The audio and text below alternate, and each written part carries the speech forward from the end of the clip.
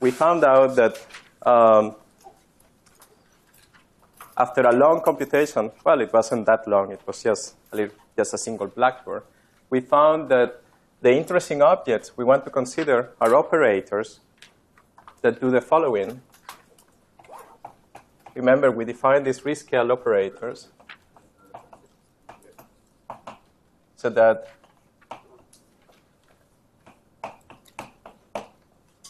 they would satisfy a relation of this form. And we said that we wanted to think about this as a product in some vector space, thus defining an algebra for us based on this vector space, which is defined over the reals. Okay? And we asked what kind of algebra this was, thinking about this as an abstract product where all we know is that the product of two elements of two vectors in this vector space can be written as a linear combination with real coefficients of elements in the vector space, and thus is an element in the same vector space. We learned that, or we concluded that the algebra was not commutative, as is obvious from the definition in terms of a commutator. Okay? So remember, we said that this was a commutator. And we're lucky in this case because we have an underlying product, which is not the same product that we have here, right? It's not the product in the algebra. We have an underlying product of these objects as elements that act on another vector space, okay? Which is the product that we have when we multiply these operators to define the commutator. But our job, at least your job, for the rest of the afternoon yesterday, was to define this algebra as an abstract object, something that doesn't rely on the fact that these are operators and there is a commutator and there is an underlying product. Okay? So your job was to find out what are the conditions on these f's so that this is an algebra that would correspond to the same algebra that you get if you had this underlying structure behind. So the next question we asked was, is this algebra associative? And for that, we had to test this condition.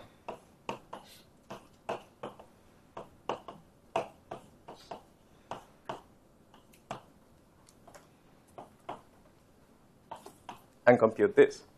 Okay? So I presume everybody did it, right? Who did it? Okay. Very good. Those who didn't do it, was there a problem or did you try? Maybe I should have started by asking who tried. Yeah, then everybody should say, even if you didn't, you should raise your hand and say, yeah, I tried. I was going to try, but yeah. Okay. So those who did it probably found something interesting, right? You found that the answer to this is the following. So can anyone, who did it? You did it? You want to write what the answer was?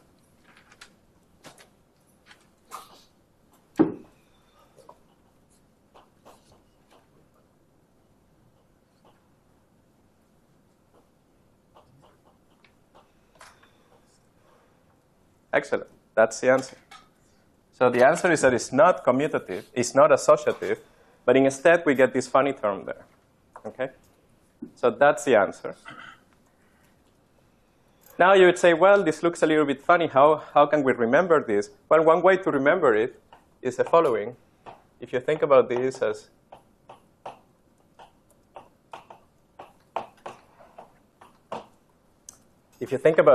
something that has an order with A, B, and C, you just write with plus signs all the possible cyclic combinations of this, and that will be exactly this identity. So that's the way most people write it. So you start with this formula, and you keep writing the same formula all over and over again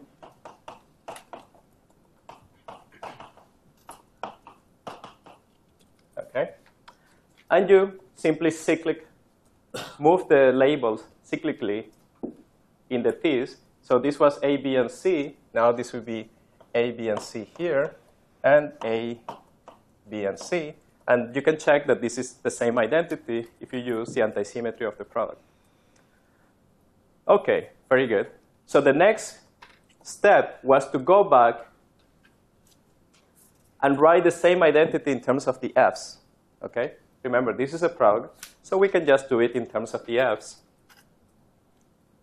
So I presume that the people who found the identity in terms of the f's is a subset of the people who found the answer for this problem.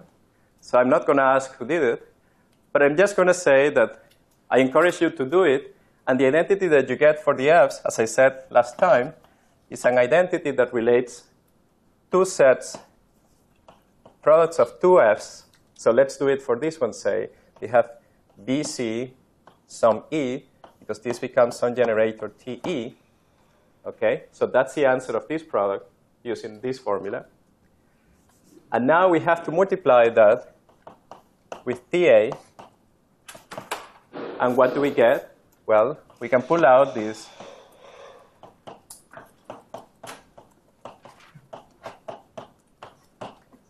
structure constants, because after all, they are just real numbers, and this is a vector space.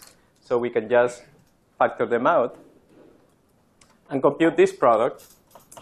And this product is going to be some F AE with some other label TD D, so that we can put the D here. OK? That's what we're going to get. Now, if you do it for each one of these terms, you will get an identity in terms of the f's. And the identity that you get is something of this form. I'm not going to bother to write the indices. That would be your job. I encourage you to do it today. OK? And this is called the Jacobi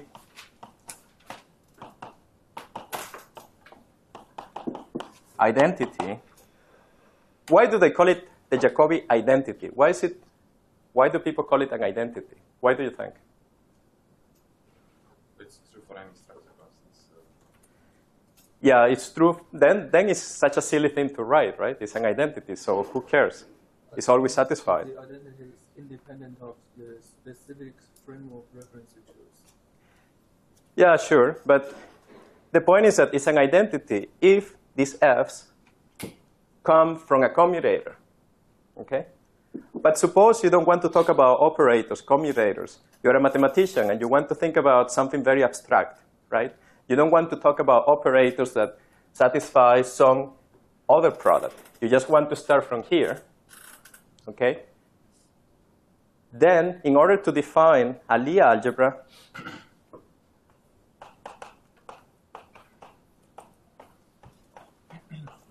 you start with any antisymmetric structure constants.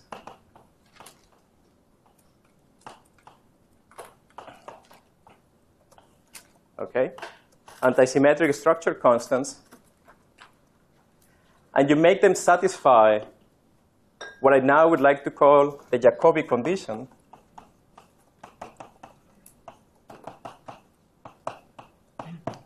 And then you have a Lie algebra. Okay?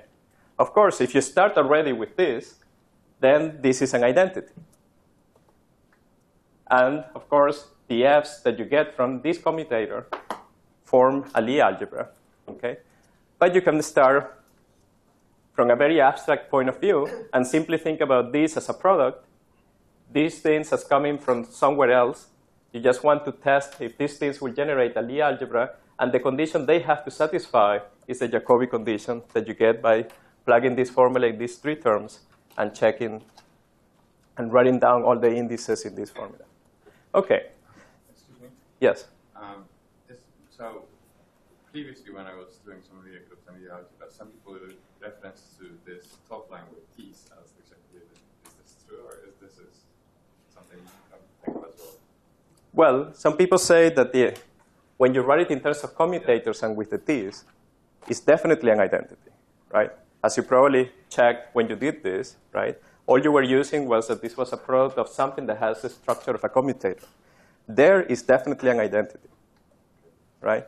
But I want you to make the distinction and separate that from the abstract point of view, where we can just start with an algebra and impose a Jacobi condition to land on a Lie algebra. Now we have, at this point, we have two possibilities. Question? Yes?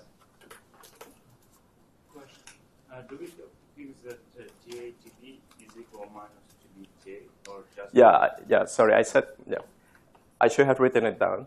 So I said that we start with a product that is anti-symmetric. So we want FABC, but I should have written it down. So we need these two conditions. Very good. OK, so at this point, we have two options.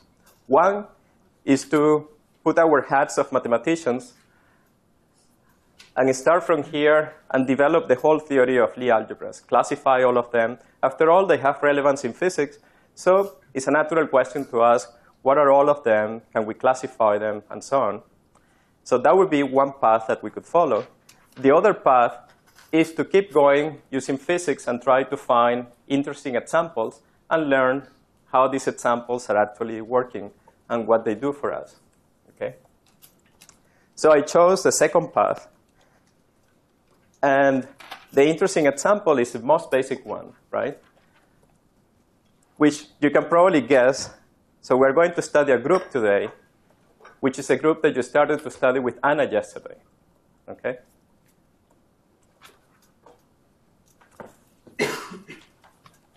So today, we're going to concentrate on the Poincaré group.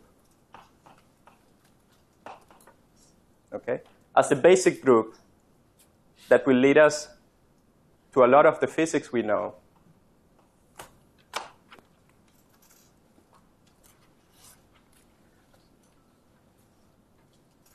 So we all know that the Poincaré group contains Lorentz transformations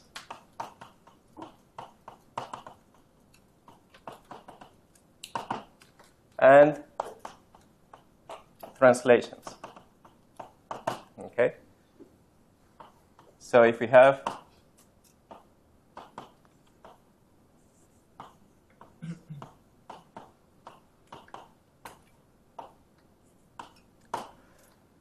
our points in space-time, we perform a Poincaré transformation, and we get generally something like this, where this is the translation, and this is the Lorentz transformation. Okay? Now, probably yesterday, you went through this, and you checked that this was indeed a group. So being a group, you found that it has a product structure. It also has an inverse. Okay?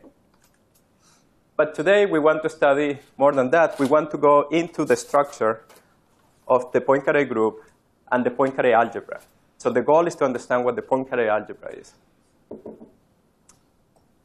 So what would be the first step? Remember what we did yesterday.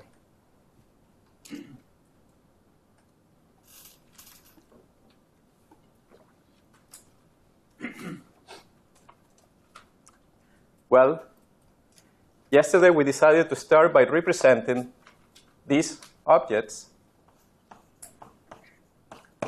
which I'm going to denote as lambda, 8. So this would be an element in the group. We decided to represent them as operators acting on a Hilbert space. What kind of operators should they be? Yep, because they contain the identity. So we're going to represent them as operators acting on some Hilbert space.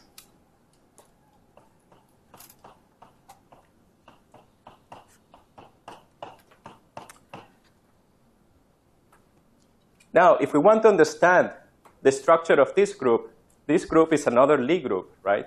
Because it's a group that depends continuously on parameters. And we said that such things are very complicated. What was the trick to understand the group? To understand any of these Lie groups? To study infinitesimal transformation, right? So we want to study infinitesimal transformation.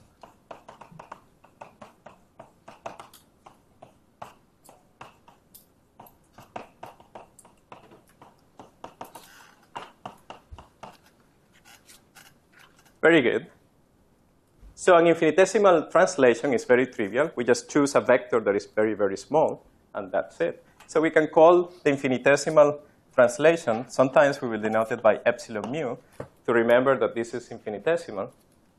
Okay, so that would be the translation. But let's try to work out what happens to the Lorentz transformation. So we want to write this as doing nothing, meaning the identity, plus some infinitesimal transformation. And we want to find the conditions on the infinitesimal transformation. Okay? Well, all we have to do is to impose that this is a Lorentz transformation, right? And find out what this object has to satisfy for this to be a Lorentz transformation. So if we want this to be a Lorentz transformation, all we have to check is that it leaves the metric invariant.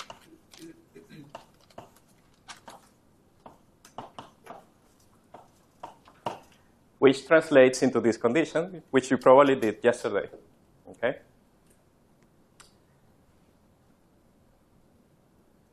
Now, can you start to work out what this is? If you plug this in here, what condition do we get on W? This metric with the two indices. Both contravariant or... So you did it already? Wow. I've studied this. OK. Well, let's just do it very quickly here. So let's plug it in. So we get eta mu nu, get mu rho, plus omega mu rho times. So please check my indices, because there is a good chance I'm going to have some trouble if I don't get them right. Okay? So the first part is trivial, of course. This, with the metric, we get eta sigma, rho sigma, which will cancel this. But the interesting part is the next one. So we get omega. With this index, we get it rho here. We lower the index. And the other linear term is omega. We lower the index here, and we get. So what do we get?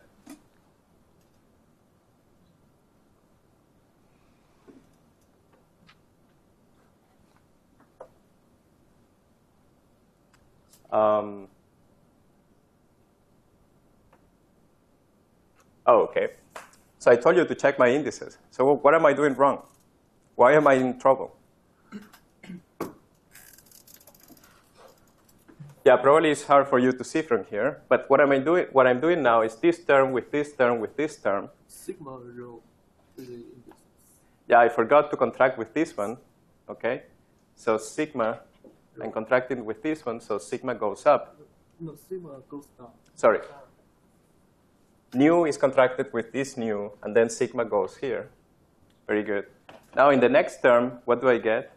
I get omega rho from the three terms, and then sigma. And this has to be equal to this condition. This is infinitesimal, so I only keep linear terms. Therefore, I conclude that this must be 0. Okay? So that's the condition we wanted to get. Oops.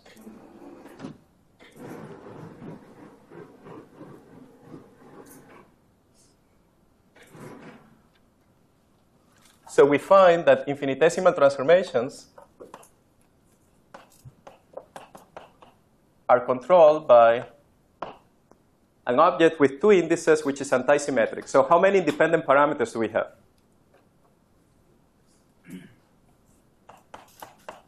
Number of independent parameters. And how many dimensions? Is what? In 4 dimensions? In D dimensions. No. 6. Of course, we're in 4 dimensions. Yeah, very good question. So now I have to learn that I have to be very specific. So we're doing 4-dimensional physics. Oh, I forgot to tell you what my convention is for the. Yeah, this we have specified everything. So I'm going to choose eta to be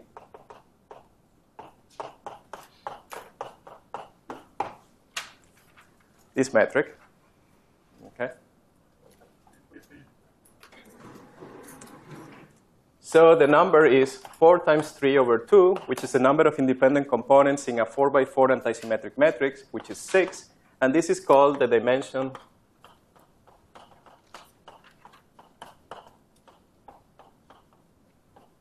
of the Lorentz group.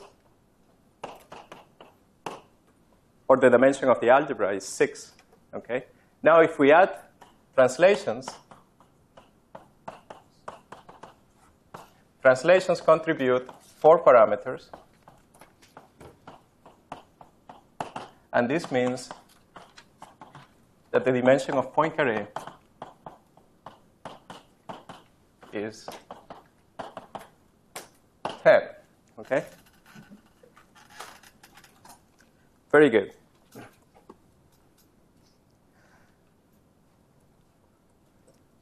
Now, the translations form a subgroup of the Poincaré group, okay? And this subgroup is what is called an abelian group. What's the meaning of abelian? Very good. That they commute. Okay. So this subgroup is a subgroup where we simply said in our conventions, we always put an identity here, and we have any vectors that we like here. These form a subgroup, which is abelian. There is also, of course, the subgroup of Lorentz transformations, which is a subgroup where we put 0 here and any lambda here. Okay? Now, sometimes the Poincaré group is also called the inhomogeneous Lorentz group. And this subgroup is called the homogeneous Lorentz group. But I'm going to try to use only the terminology that the big one with translations and Lorentz transformations is called Poincaré, and this one is simply the Lorentz group. Okay?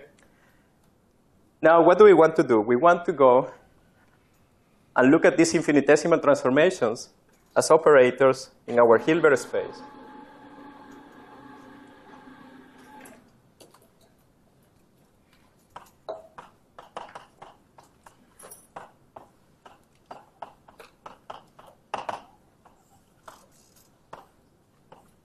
So once again, we go to the infinitesimal version. And since this is infinitesimal, we can expand it.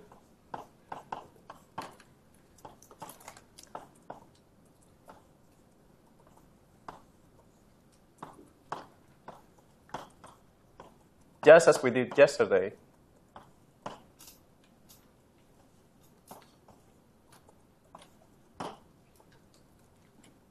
Okay? Where we're going to have operators. These operators are now Hermitian.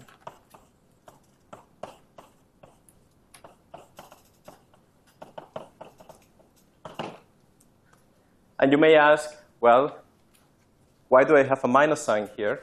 And it's just convention. Okay? Or it's convenient. Simply, it's convenient, as we will see. Okay? So these are the generators of the Poincaré algebra. Okay? These are the generators. And now we want to study the structure of these generators.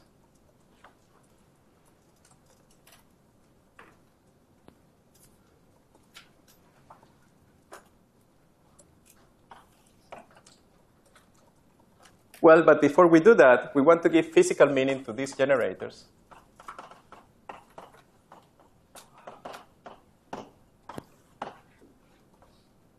Well, the first step is to realize that when we have an abelian subgroup, or we have an abelian group, it's very easy to go from the algebra to the elements of the group.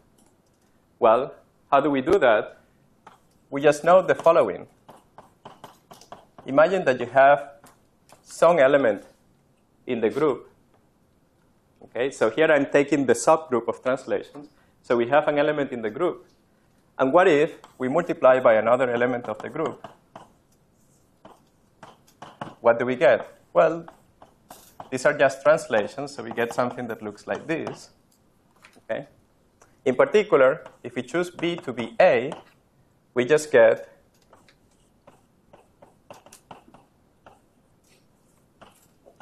2 times the same object. So we can do a little trick here,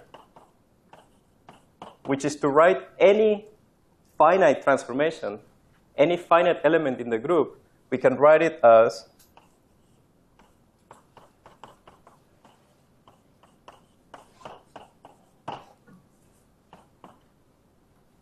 n times doing a small deformation, a small translation, okay?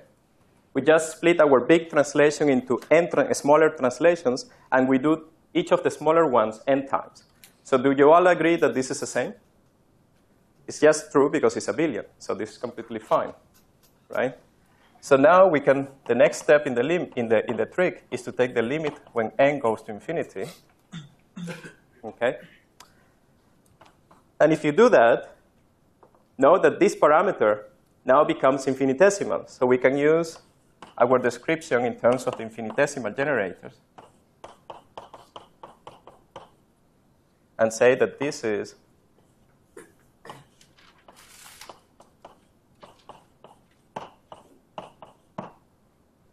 okay. Remember, here we don't have any Lorentz transformations. We're only restricting ourselves to the subgroup of translations.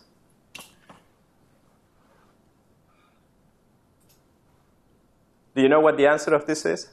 If you take the limit, what do you get? Very good. We get an exponential.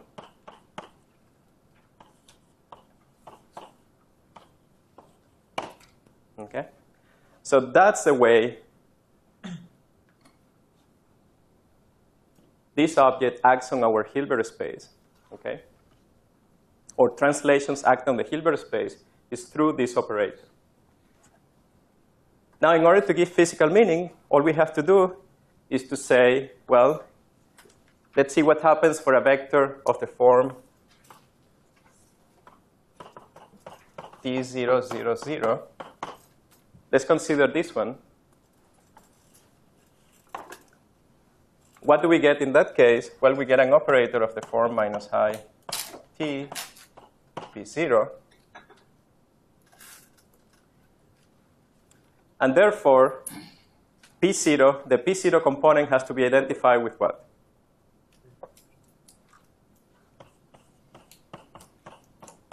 With the Hamiltonian of the theory.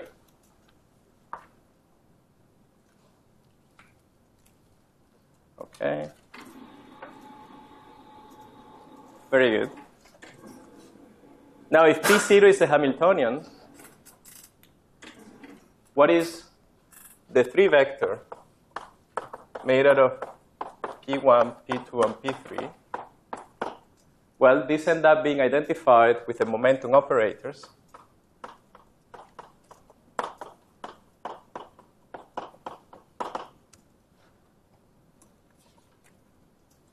What else can you recognize from here? Well, you can probably recognize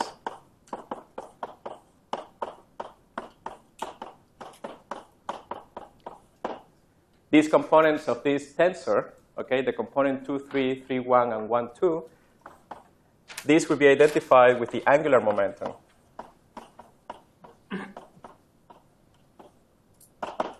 Operators. Okay? Of course, at this moment, I'm just telling you this. But in order to really find out, we should explore more deeply what the structure of these objects is. OK. Any questions up to this point?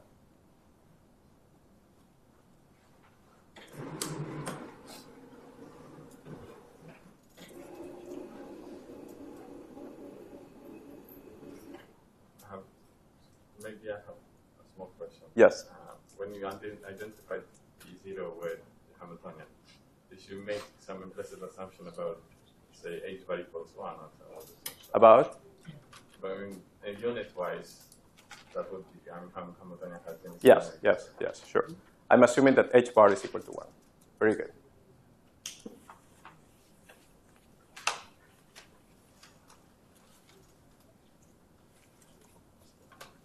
OK. So what we're going to do now is something that is usually done for any Lie algebra, in fact.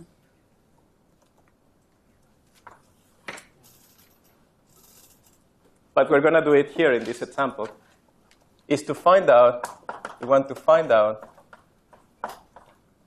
how J and P behave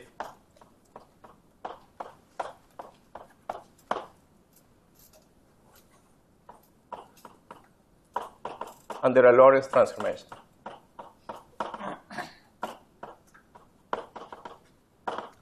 In fact,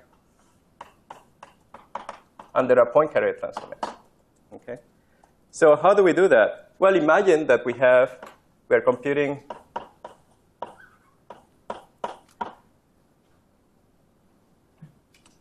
this quantity where O is some operator and phi and psi are some states in our Hilbert space. Okay? Now, if I want to find out how this operator looks like for our second observer, remember, yesterday we had observer 1 and observer 2. We're assuming that this is what observer 1 sees. Now, if we want to find out how this looks like for observer 2, it's not very difficult. Well, we can put an inverse here. Here is a trick. I'm only multiplying by the identity and writing the identity like this, where this U is a transformation, the unitary transformation that takes what observer 1 sees to what observer 2 sees, right? Now here, this is unitary, so I can replace this by a dagger. Once I replace this by a dagger, I can recognize this as being U of phi, and this as being U times psi. And whatever I get here is going to be our new operator, O prime, which ends up being U O U dagger. Okay? So that's what we want to do for J and P under a Lorentz transformation. So we want to compute what this is. We apply some Lorentz transformation, and we want to compute the transformation of this object and see what it is. Likewise, we want to do it for the momentum.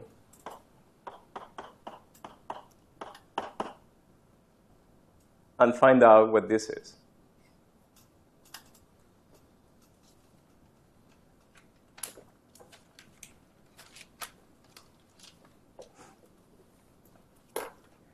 Okay? So how do we do that?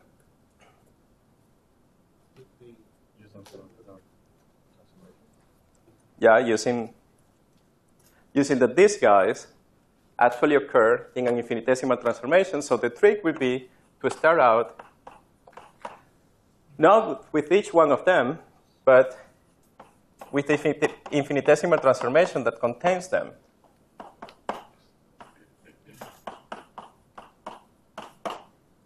Okay, so this is what we want to do. If we understand what happens to this, we will be able to understand what happens to them individually, because we just have to compare the coefficient of each of the infinitesimal parameters, right?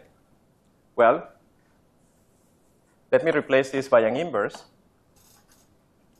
Okay, so I want to do an experiment. I don't know if we have time. Maybe we have.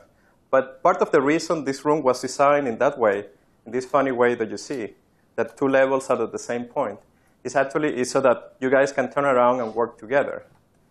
Okay? So what I want you to do is maybe to spend 3 minutes, literally 3 minutes, or maybe 4. I want you to tell me what this is, what goes here and what goes here after you compose all these transformations. Okay? Yes? No. Remember, this is under a general Poincaré transformation. This is not infinitesimal. Okay? So I don't want you to use, in fact, that this is infinitesimal. Here, I want you just to compose these operations. So feel free to turn around and talk to your friends. Let's see how this works. I don't know if anybody has actually used a room like that. Have you before? Yeah, the tutorial. Oh, in the tutorials. Okay, great.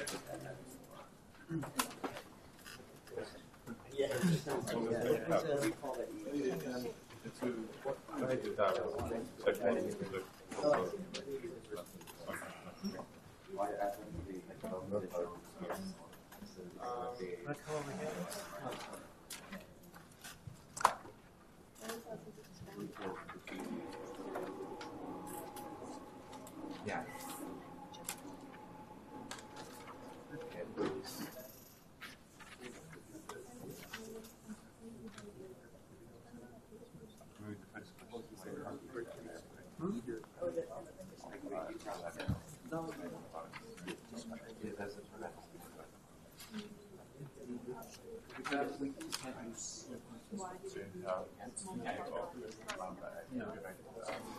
No, I get it.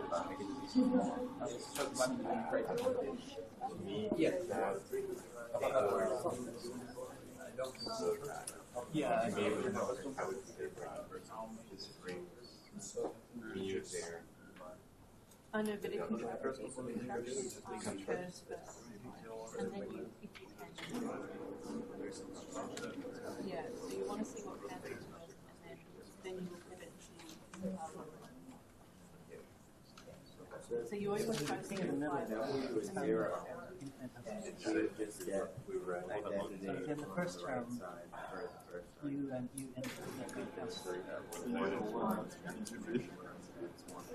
You get a 1.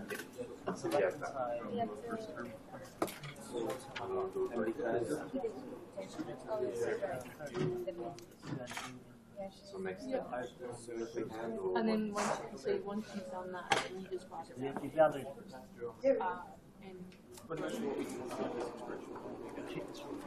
because there's nothing else, because there's more than there's only 2 variables now, you can't do the rest of it. Or you can't do the rest of it. So to be able to increase it, well, translation is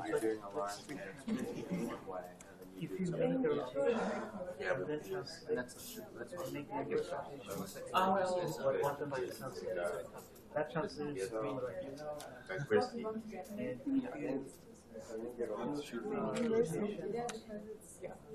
Okay.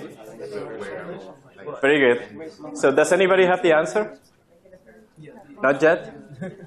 Okay, 1 more minute. Oh, it wouldn't matter anyway because it would have and then that's equal to 0 anyway, so it cancels. Yeah, I think it's just make just because it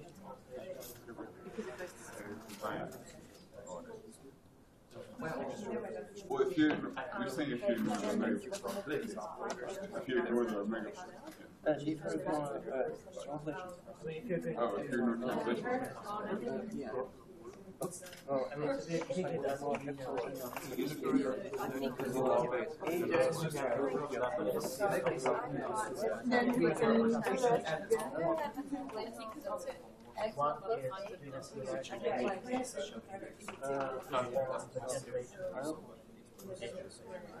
Well, if you don't rotate it all, you use yeah.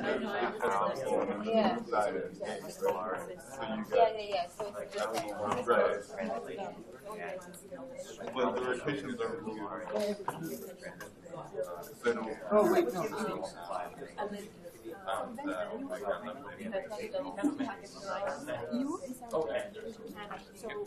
We can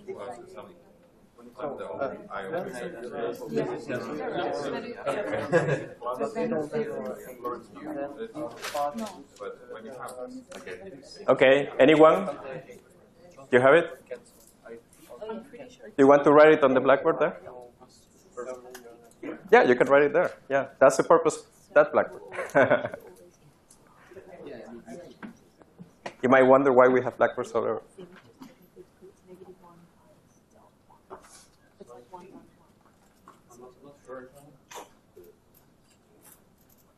When you take it because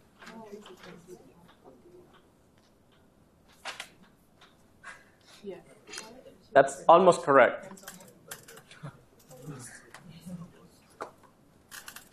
The Lorentz part is correct. The translation part is missing a piece, right?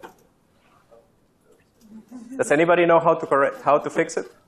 Yeah, actually, I realized it is missing a piece. Oh, you're missing a piece. Yes. Okay. So you have a chance to fix. Yeah, because I first ordered the missing piece is second order in it. I don't know how I got it as actually first order. I meant to play this if they're not.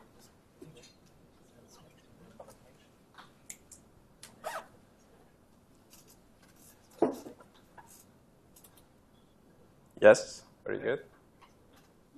Excellent. That's the answer. So that's what goes here. Okay.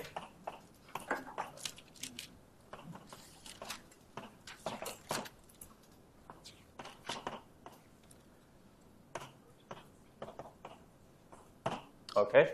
So now all I did here was to use the infinitesimal version of the middle part and wrote it explicitly. Okay. So what we want to do is to compare, to expand out everything. This is also infinitesimal. Note that everything here is the identity plus something infinitesimal, and the whole translation is infinitesimal too.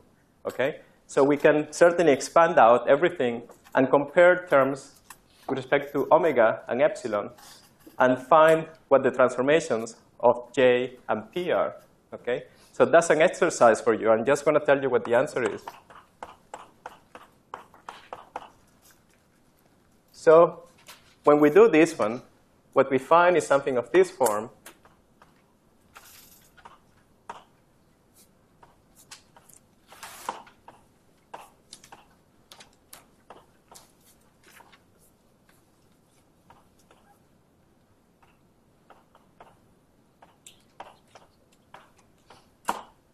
Okay?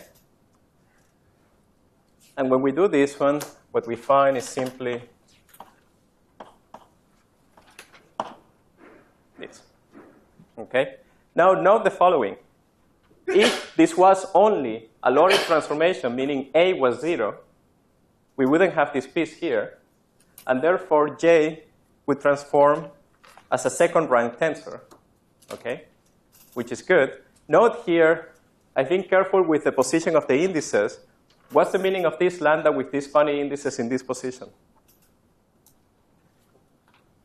Note that the Lorentz transformation had the indices in a different position, right? Here, somehow one is up and the other, sorry? The inverse. Is the inverse transform. Yes, very good. OK, excellent. So that's the formula we wanted to get. Sorry, it's not clear to me how you derive the right-hand side here. Sorry? It's not clear to me how you derive the right-hand side here. I can see that's what it should be. Especially it's the second term in the How bracket. to derive this? Yeah, second term in the bracket, that's not obvious. Oh, Or, well, you have to start first by computing what the inverse is, right? So what's the inverse? Well, if you have a Lorentz transformation, the first thing that you do is to translate by this, and then do this, right? okay. Now you compose it with the next one, and you compose it with the next one.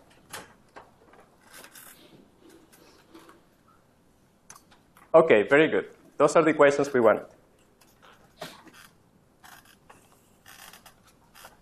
But that's not all. Now we want to go one step further.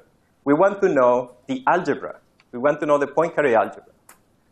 So in order to get the Poincare algebra, what we do is what somebody suggested already, which is to take lambda and a to be infinitesimal again. Okay? But not in this formula. We do it in that formula. Okay? So we start from here, and we want to find the Poincare algebra. That's what we want. And in order to do that, all we do is to take lambda to be infinitesimal. We can do it, let's call it omega prime or omega tilde. It's not the same as the previous one. In fact, the previous one doesn't appear anymore. We don't have the previous transformation anymore. There is no omega anywhere here. Okay, so we could use the same omega. But in order not to be confused with the indices, in order to avoid confusions, let me put a tilde here. And we can also use an epsilon tilde, if we want, for A. Now we plug that in here, and here, and here, and expand out everything. And when you do it, this is again another exercise for you. You find the Poincaré algebra.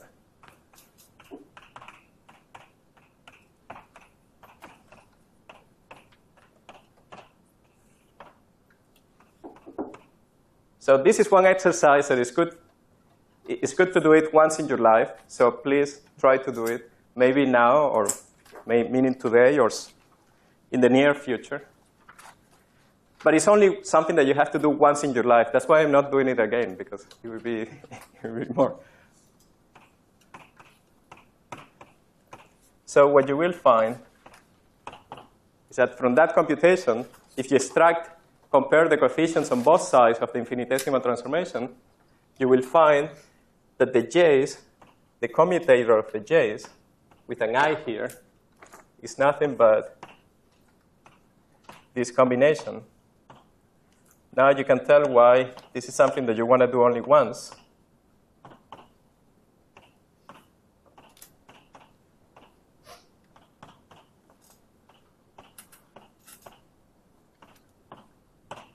Okay? That's the goal, to prove that you get something like this. Now this one is more reasonable.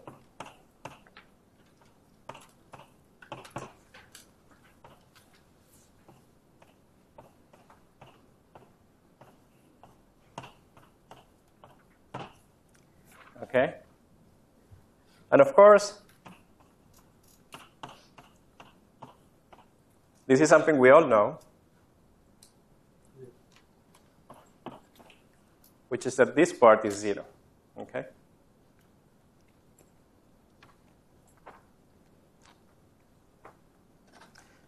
Very good. So now, this is what we mean by finding the algebra.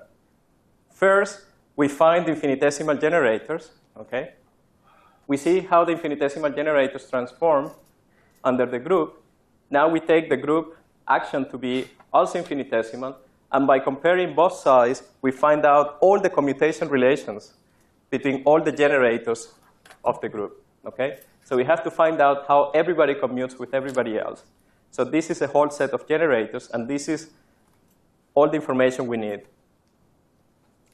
We could, of course, write these as structure constants. These, in fact, are the structure constants. Okay? So we could arrange them in that form if we label the generators in a particular way so that they have indices from 1 to 10.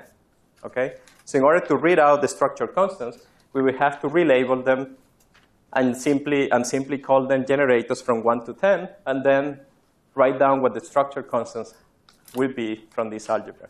But this is the way we want to use it, and we don't have to do anything else. Now, there is something particular here, something interesting about P, a very important difference between P's and J's.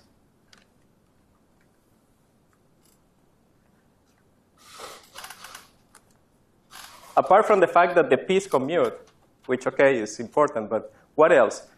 What else do you see? Is there something interesting about the commutator of P and J? It's given in terms of only what? Of only P's. That's right. So it's given in terms of only P's. So that means that the translation algebra, that the translation part is a subalgebra. But not only is a subalgebra, that we knew from the fact that translations were a subgroup, but it's a very special subalgebra. What kind of algebra it is? It's an invariant subalgebra, right? So the translation part is an invariant group of the Poincaré group. In terms of the algebra, it's an invariant algebra, meaning that the commutator with anything else is always within the subalgebra. Okay? So anything else means with itself or with some other generator, in this case J, closes into the same set that you had before, which is a subalgebra generated by the P's. Okay? So our Poincaré group has an abelian invariant subalgebra. That's part of the what makes the algebra interesting and also complicated. Okay? So we now want to, the next step will be what? To study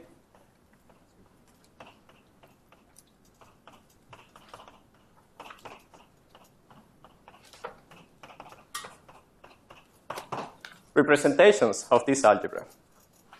Why do we want to do that?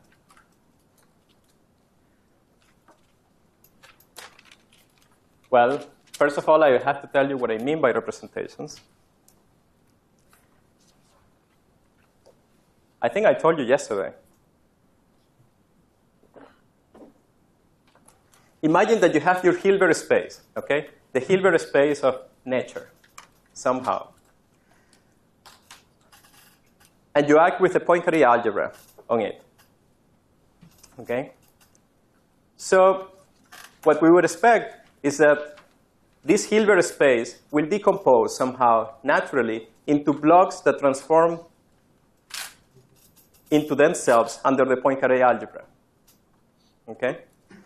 What I mean by that is that your Hilbert space is a big, big object. Now we can find linear combinations of these vectors so that when we apply the Poincaré generators to them, some of these blocks transform into themselves and don't talk to the other ones, okay? The whole Hilbert space is a big representation of the Poincaré algebra because the algebra acts on this space, okay? But these individual blocks are somehow special. Somehow they are the unit elements of our Hilbert space. Somehow they are the atoms of our Hilbert space.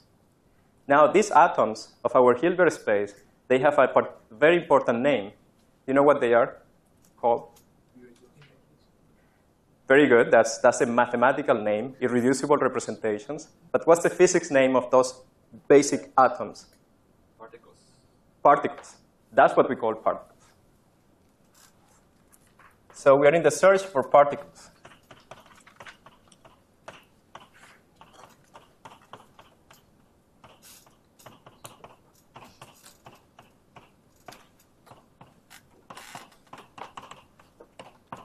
So even without actually doing it formally, we have introduced a concept of irreducible, means that we have a set of objects, of a set of states, where the algebra acts on them, and it's impossible to find a linear combination so that the algebra will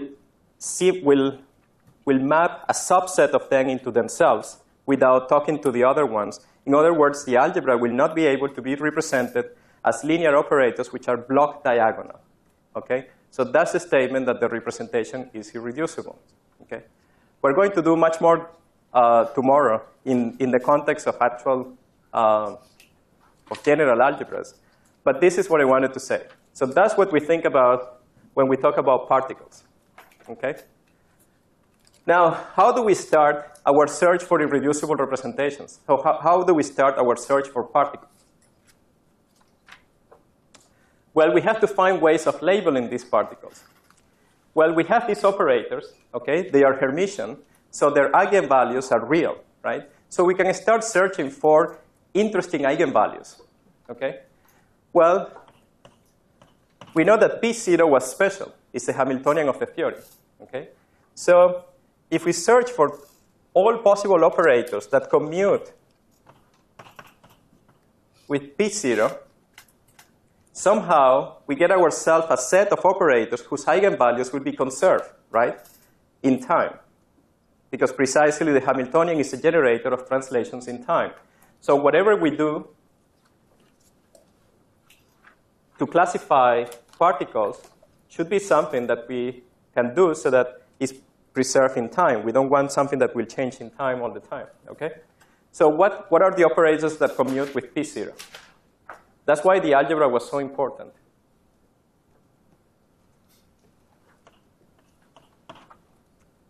P1, P2, P3. Very good. P1, P2, and P3. Anybody else?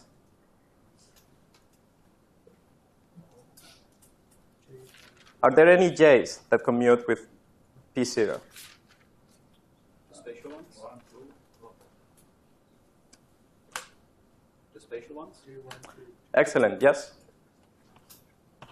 J123, sorry, J23, J31, and J12.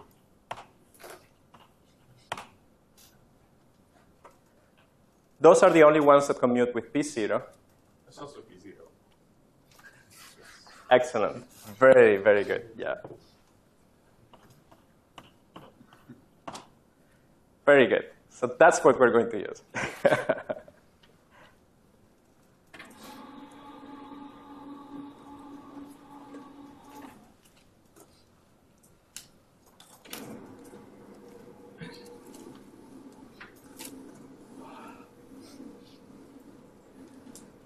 So you see, you spoiled the joke. I was planning to tell you, you're missing one that is important. OK. Do I want to keep this here? Well, you all remember this, right?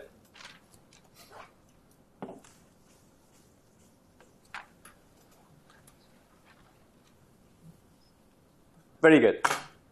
So I'm going to make a choice. I'm going to label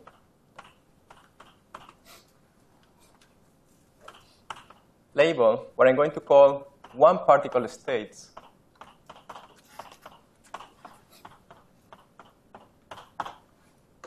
by their eigenvalues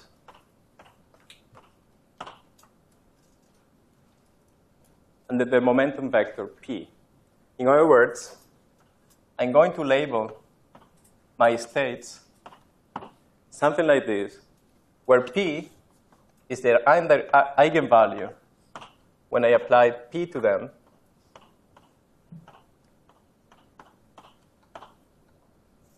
and sigma is any other label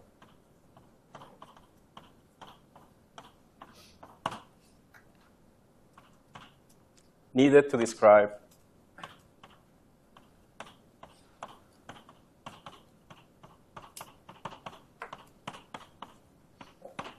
the representation.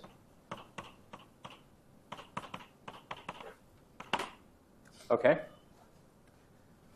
Well, what's convenient about this is that, of course, the P's will have to be real, and they are interpreted as the momentum of this particle, or whatever particle we are going to construct.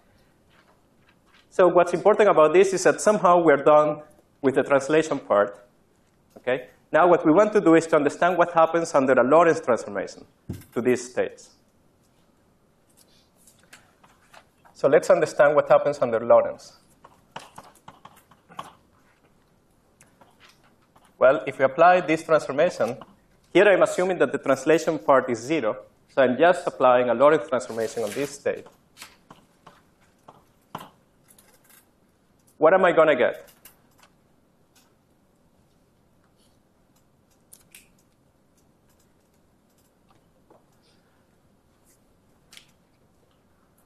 Any ideas? It's very natural to think that what we're going to get is some linear combination of states with eigenvalue under the momentum, which are given by some Lorentz transformation, right? Well, that's our intuition, but let's try to see that it's true. So let's find out what the eigenvalue of this new state is under this operator.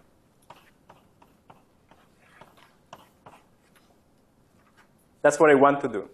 The steps we're doing now is something that we can do for any algebra. In fact, soon we will do it for SU2, OK? But let's keep going here, OK? The steps we're going to do in the next half hour, I think. Let's see. Yep.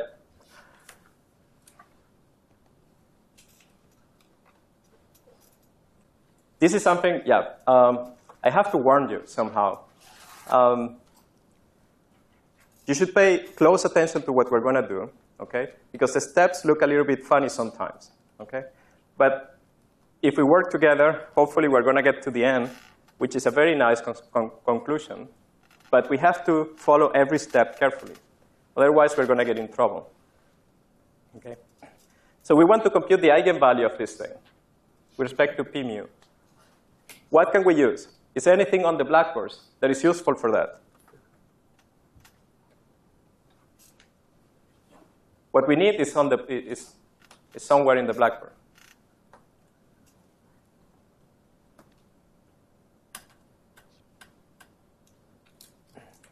Somehow, if we were able to use this formula, we would be in business, right? That would be great if we could use this formula.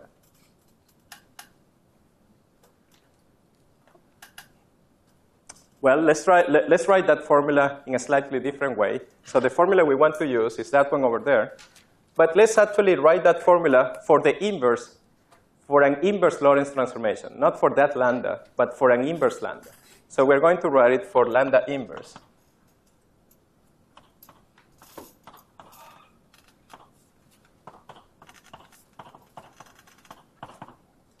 Now we get this, right? Because I'm doing it for lambda inverse. Exactly the same formula, but for lambda inverse. And I'm using that this is just the inverse. I want to do it for a Lorentz transformation without A. Okay, that doesn't change anything. That was general. So it's also true for this. Now let me put the inverse outside and this inverse inside to get. We're using the notation where if we have 0, we just don't write it.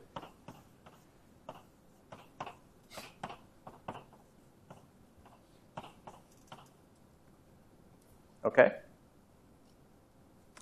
Now, what if we multiply by u of lambda on this side and on this side? That looks like something reasonable to do, right? So multiply by u of lambda, or apply u of lambda to this equation. What do we get? On this side, we get the identity.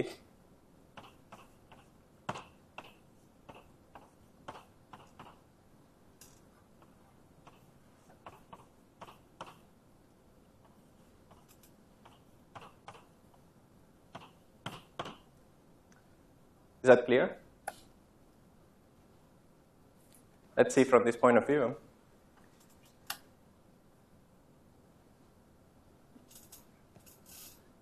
Any questions? Is this step clear?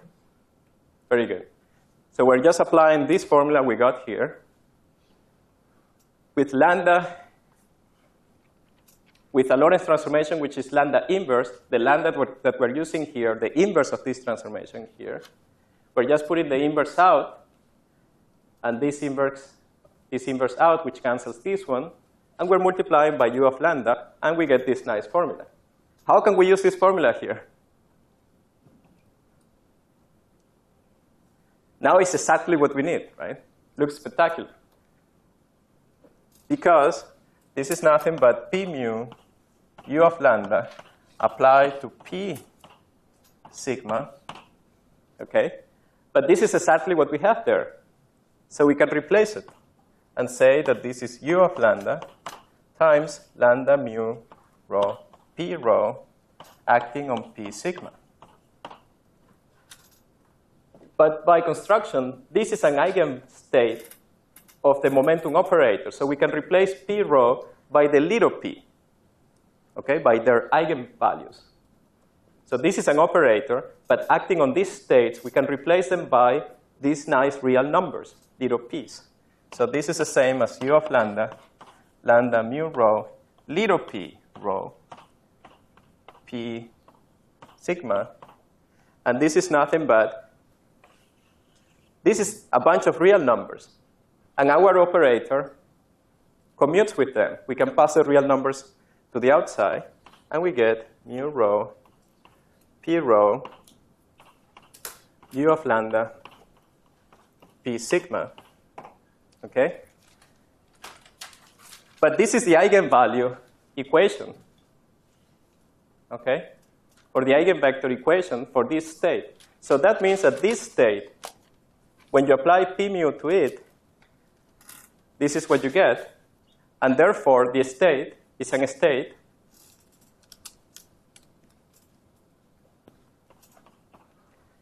that has lambda p as the momentum label, right? So what do we conclude from here? We conclude that this state, whatever it is, must be a linear combination of all possible states that you have available with precisely momentum equal to lambda p. Okay? So that's the conclusion we get from here. We get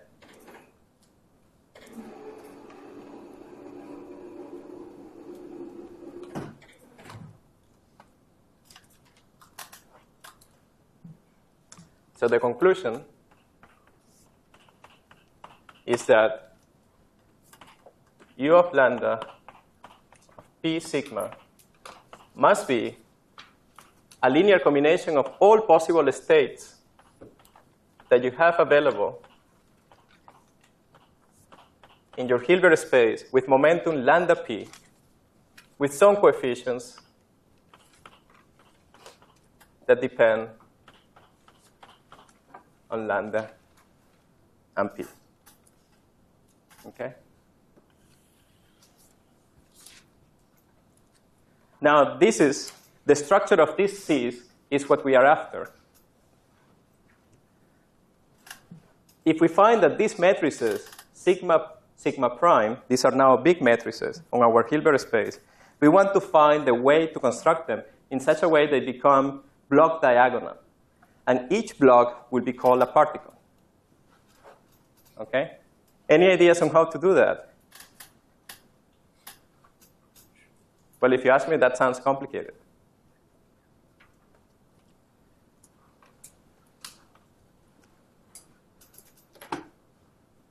So it's a good thing that people came out with a trick for doing that. And the trick is the following. Is to know that whatever block diagonal pieces we're going to get, they will have some properties that will distinguish them from the others. Okay? Or, said in another way, they will have properties that will always be the same within the block. Okay? So we're after quantities that will be invariant, that will be always the same inside the same block. Okay? So we are after quantities that are Lorentz invariant. So what is a Lorentz invariant that we know?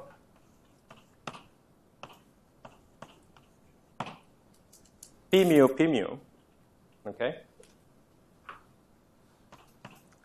This quantity cannot change under a Lorentz transformation. So whatever block we find will have the same value of P mu, okay? So as a first label for our irreducible representations, we can assign the value of P mu and P mu within that block, okay? So that would be the first label we want to give to the block.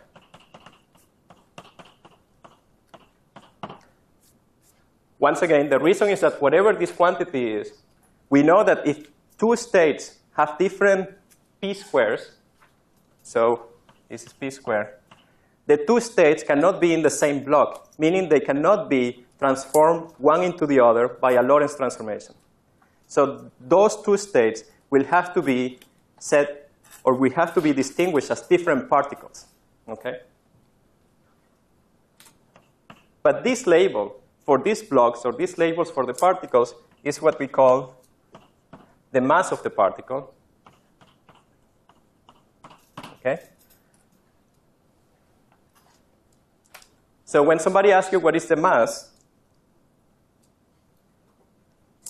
you can now tell them all this story and tell them that this is what you mean by a mass of a particle, okay? Very good. What else? Do you know any other thing that is Lorentz invariant? The what? The second Casimir operator. Yes. In the theory of Lie algebras, this would be called a Casimir operator. Yes. Okay. There is one more, which is that if p squared is less than 0, then it turns out that the sign of p0 is Lorentz invariant.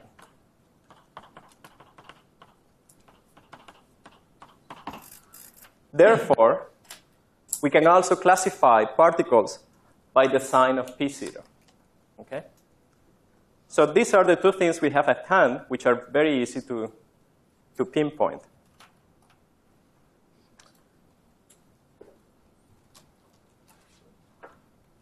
Okay, so let's see.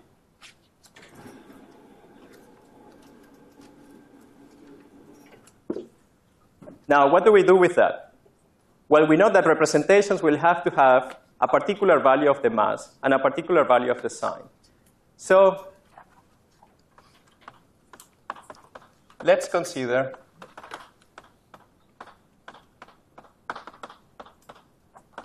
let's pick a particular state, a special state within the set of all possible states that will have the same p squared. Okay? So let's consider a reference vector, which we're going to call k. Okay? So k is a particular vector that has the mass, whose norm is minus the mass squared of the particular particles we're after. Okay? What's the reason for choosing a reference vector? Well, the reason is the following.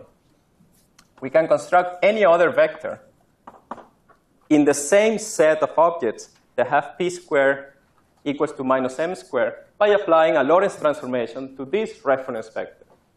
Okay? After all, a Lorentz transformation will not change k squared.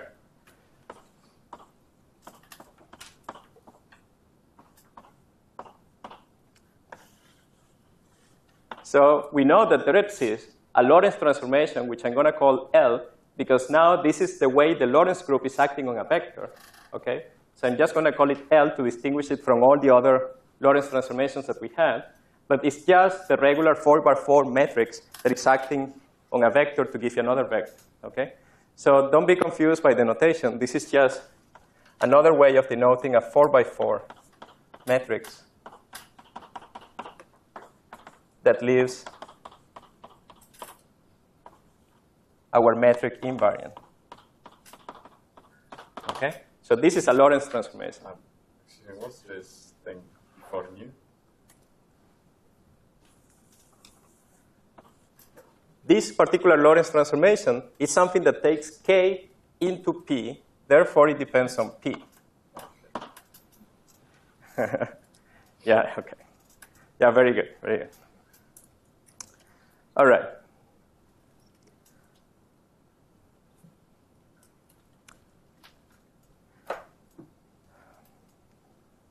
So what do we want to do?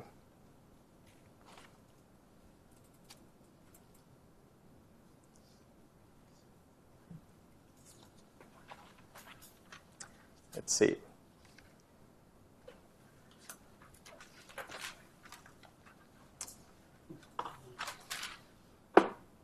Well, we want to make a definition. We want to start with our state k sigma. Okay? There will be a state related to this momentum. And we want to define our state p sigma to be, we're going to define it to be u of LP, acting on our state k sigma. Okay? So that's the good thing about defining a reference vector, that we can now define everything else with respect to it by applying Lorentz transformations to it. So this is a definition of what we're going to mean by these states. Now we want to go back and try out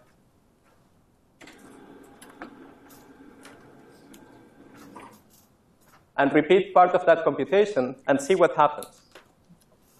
Okay? So we want to apply. I know that the whole argument looks very complicated and long, but remember, what are we after? In this whole blackboard, what do we want to get? What is the goal? We should find what? The what? We want to find these guys. That's what we're after. Okay? Let's not lose sight of what we're after. We want to find those C's. Okay? And we decided that it was too complicated to just deal with the whole structure of the algebra, of the Poincaré algebra, all at once. So the trick was to divide into pieces. And we're looking at the pieces that contain a particular value of p squared. Okay? And within those guys, we consider a reference vector and define everybody else with respect to it. So all the states in our Hilbert space with the same value of p squared will be defined with respect to this reference vector. Okay? Now we can go back and apply our formula there.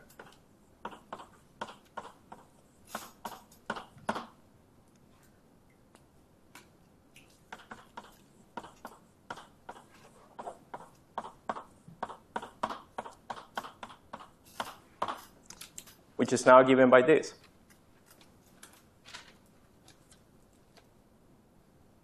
And hope that something simple is going to happen soon, because otherwise we're going to be in trouble. Okay.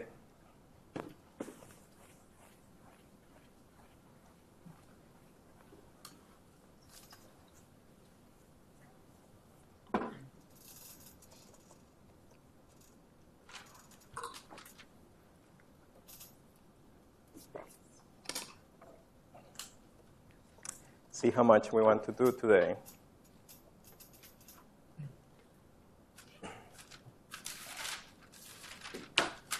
Okay. So let's continue. What is this? Well, these are group elements, so we know how to put them together. Just one Lorentz transformation after the other, acting on our state K. And here comes again another trick. This is trick 2. So what we want to do is to write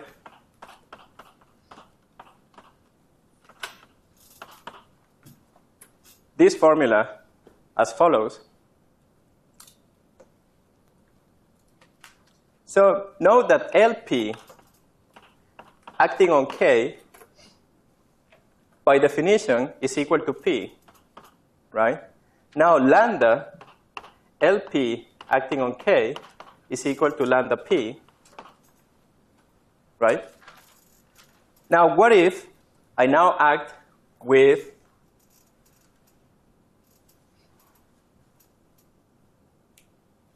what do we want to do? Let's see. What if I now act with what I'm after is some other transformation that I can apply to this, such that I'm going to get K back. Can anybody think about a transformation that will give me K back? I want to apply something to this quantity such that I'm going to get K back. Well, I have to apply something to this so that I get K. So it will have to be, remember, if I do L of lambda P on K, I get lambda P. If I want to get K from lambda P, I simply have to apply the inverse of this.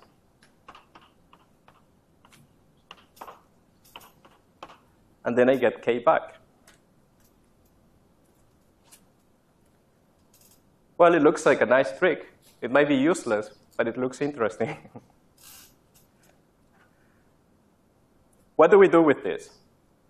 Well, we look at our formula over there, where we have lambda P K sigma. And we're going to multiply by the identity written in an interesting form.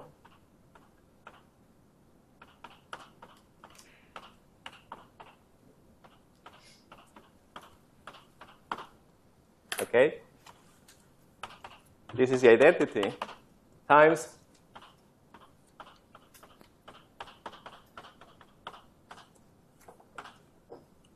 this object. I haven't done anything really spectacular here. All I'm doing is multiplying by this, so that when I look at this together with this, so let me cancel this inverse with this inverse. So this is just lambda P.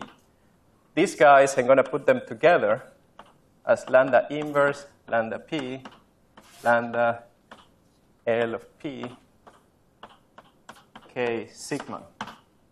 Okay? But this is a combination that gives me precisely k back. Okay? So that's really at the heart of the trick. We write it as something that brings k back. Okay? Now let's consider all Lorentz transformations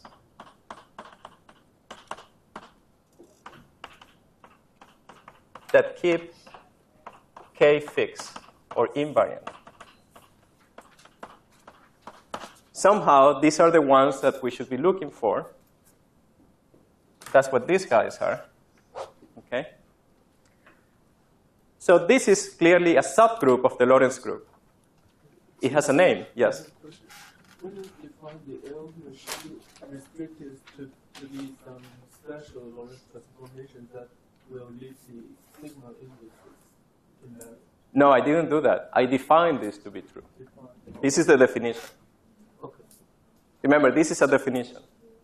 Okay? I define these states to be these states. Any other questions? We're almost there. I know this is like holding your breath. We're all about to die, but we're almost at the end of the tunnel. Just bear with me 5 more minutes. So this object is something that belongs to this set of Lorentz transformations that keep k invariant. That object clearly contains the identity, trivially, right? The identity times k is equal to k. The composition of two guys that leave k invariant is also another element in the group that leaves k invariant. There is an inverse for each one. Okay? Therefore, this set forms a subgroup of the Lorentz group.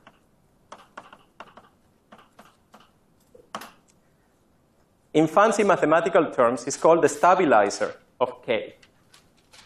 But I don't want to call it like that. There is a better name for that, and it's called the little group.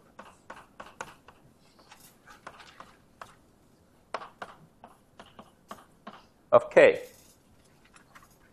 So all transformations, all Lorentz transformations that leave k invariant, let me call them W, mu nu. So all W's, which are Lorentz transformations, which leave k invariant, form a subgroup, and that subgroup is called the little group of k. Therefore, this object over here is nothing but an element of the little group, which we can label by lambda and p.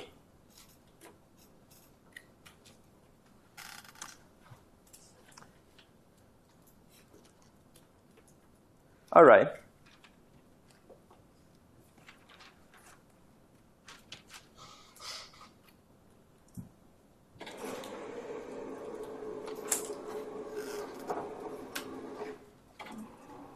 Can you still see that one? Yeah. All right.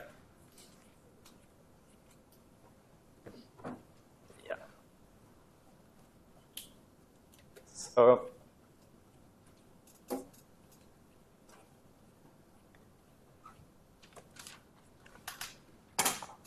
So why did we do all this? Why did we went through the trouble of finding this little group and doing all this? Well, the reason is the following.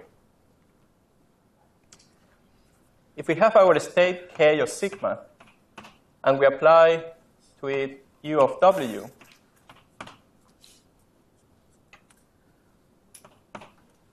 once again, we can apply our momentum operator to find out what kind of states are we going to get after we apply u of w.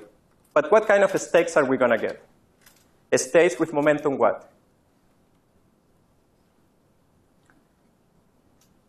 If we apply p to this, we're going to get as eigenvalues what?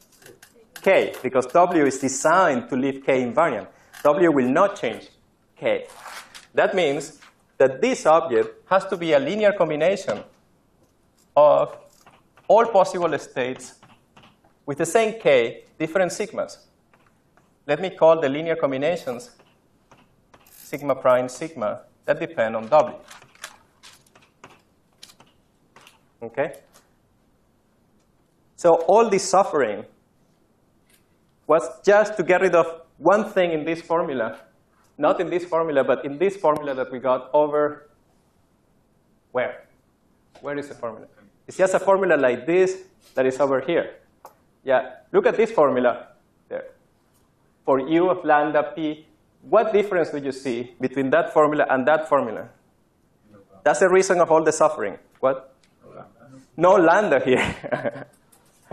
No lambda here. That is really the reason for all the suffering. Now we have something that acts beautifully on these states, keeping them with the same K. Okay? Now, why is that important? Well, imagine that we do U of W1, say, U of W2 on K. Well, let's apply U of W2 first. So we get, say, something that looks like d sigma prime sigma W2 on K sigma prime. Now we're applying W1 to this. Okay? So when we apply W1 to this, we get another d sigma double prime sigma prime of W1 K sigma double prime. Okay? Now comparing this formula with the formula that you get by saying that this is also equal to U of W1 W2, okay? And applying this, which is just simply sigma sigma prime of W1 W2 on K sigma prime, right? This by definition has to look like this, and this applied to this has to look like this. Now comparing these two formulas, given that we have the same K all over the place, we can conclude that d sigma prime sigma of W1 W2 is equal to the sum over sigma prime double prime of d sigma double prime. Sorry, I want to put a double prime here. Okay? So sigma double prime is equal to the sum over sigma prime of W1 d sigma prime sigma W2. But these are only matrices now. In terms of matrices, these are matrices of some dimension. We don't know yet what the dimension is. But in terms of matrices, this is nothing but a matrix multiplication. Okay? So the D's are now matrices. And removing the lambda from here, the payoff is that we don't have to worry about K's and vectors anymore. This looks complicated. All these vectors, maybe infinite dimensional representations, something complicated. We have translated all the problem into finding matrices. This is great. So matrices that furnish a representation of the little group, so that these are representations of the little group.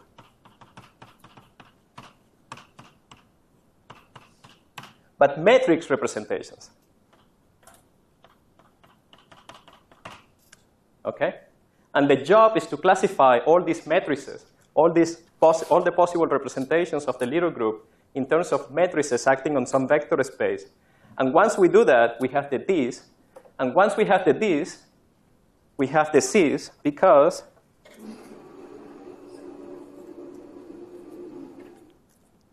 we can now go back and use the eraser. I could find it. Yeah, all over there. Yeah. Okay.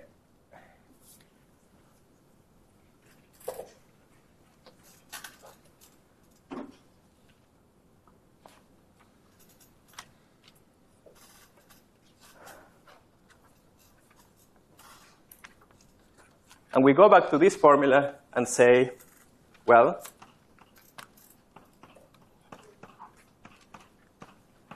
remember, the goal of everything was to find these C's. Now we write this as U of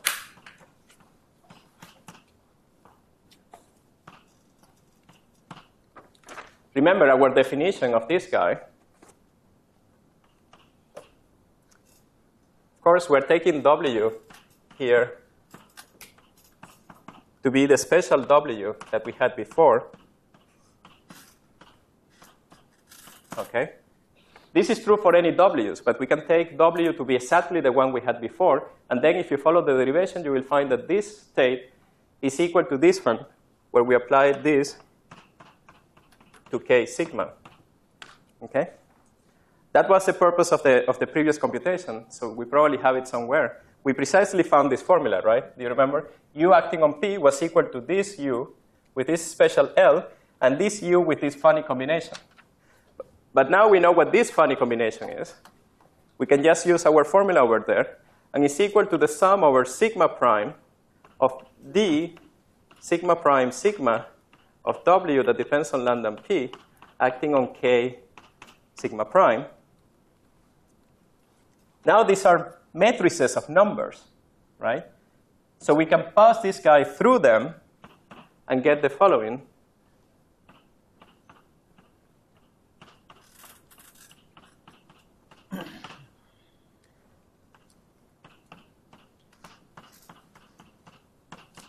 But what is this? Remember our definition of the states, right? Remember our friend here was asking us, why didn't we have a sum over there? And the reason was that that was our definition of P sigma. It's given by that. So this combination is what? By definition, is equal to lambda P sigma prime. By definition. That's our definition of this state. Is the reference guy acted upon by U of lambda P. Now note what we succeeded in getting. Compare this formula to this formula. U of P sigma is equal to D of W times this state. So we found that the C's are equal to this guys. Yes? In the last equation that you wrote in the last formula, it should be the thing which has the brace underneath should be U of lambda. U yeah. Thank you. L lambda P. Yeah. Very good. L of lambda P. That's why you were confused. Yeah. It's this guy. All I'm doing is putting this guy here because these are numbers. So we do, by definition, we apply this to this, and by definition, we get this state. This is what we call these states. And now comparing the two formulas, we found what the C sigma prime and sigma are in terms of these. So somehow we succeeded in finding the transformations of a big group, of a complicated group, by just computing what happens to something that is called the little group, something simpler. Okay? So we have reduced the problem of computing these irreducible representations to that of computing the irreducible representations of these guys. So let me just finish by giving you an example. And in the tutorial today, you will do another one.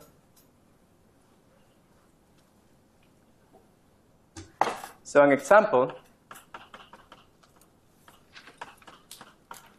Well, I should call it case 1, because there are really only 2 cases that we should consider physically. So maybe I should call it case 1. There are only 2 cases of relevance. Is that of massive particles. Okay? And case 2, which is the one you will do in the tutorial, is a case of massless particles.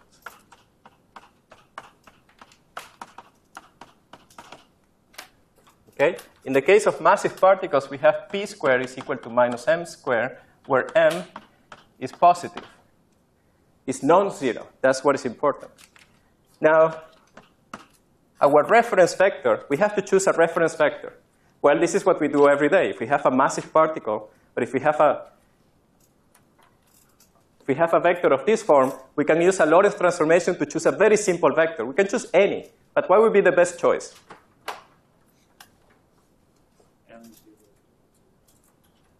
Excellent.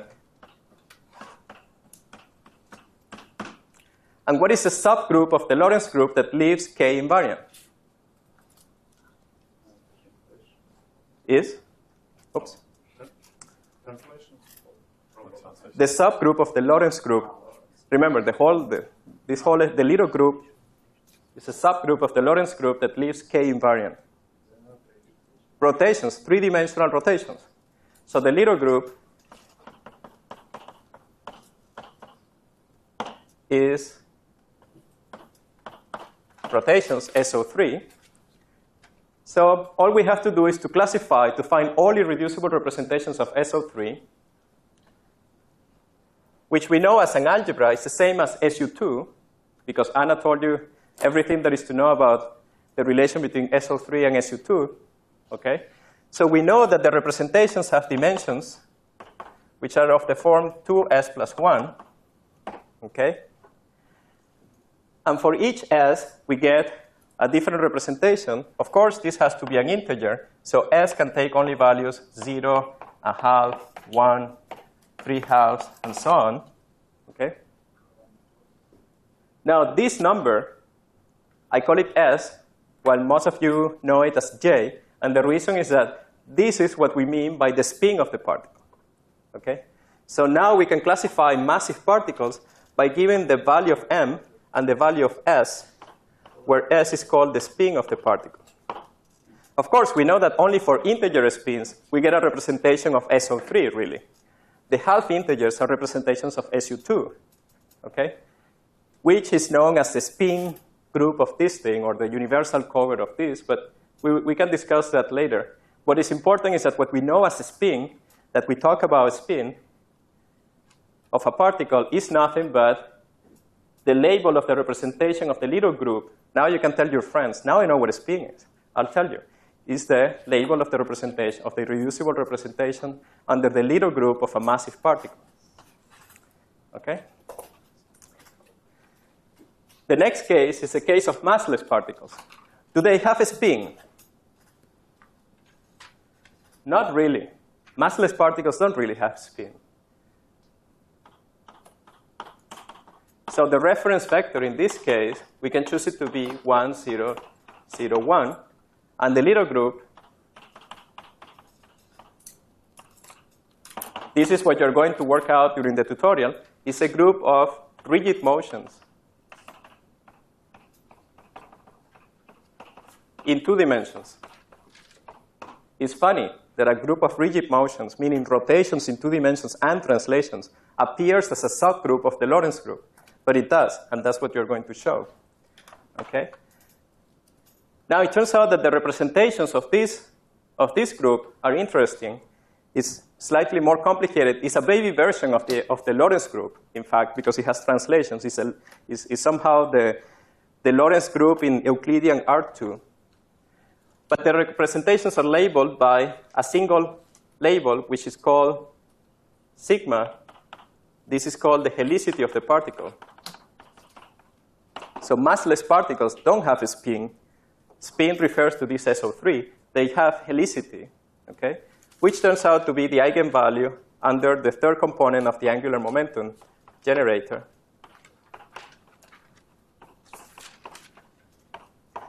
And it can only take half integer values too, but with plus or minus signs. So during the first lecture, we talked about examples of particles with helicity plus minus 1. One example was what? Massless particle was the photon, right? We talk about the photon, but really the photon is 2 particles. Yeah, I'm sorry to be telling you this, but it's true. You have been fooled all this time. We think about the photon, and there is not the photon. It's really 2 particles. We have a particle with helicity plus 1 and a particle with helicity minus 1. Okay? These are 2 completely different objects. Each one belongs to its own irreducible representation of the Poincaré group. Okay? Very good. So today in the tutorial, you will work this out, and you will also review the irreducible representations of SU2. Any questions?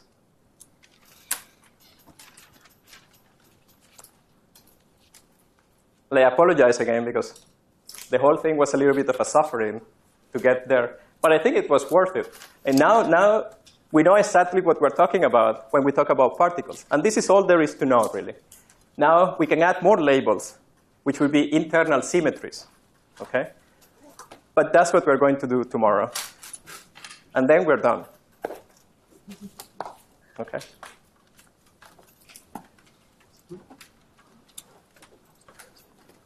No questions? You need some more work to show that L exists. That what? L that turns to P to K exists. That L turns, that LP, can you write on the blackboard? Maybe. Yeah, maybe we can stop here and then you can have questions.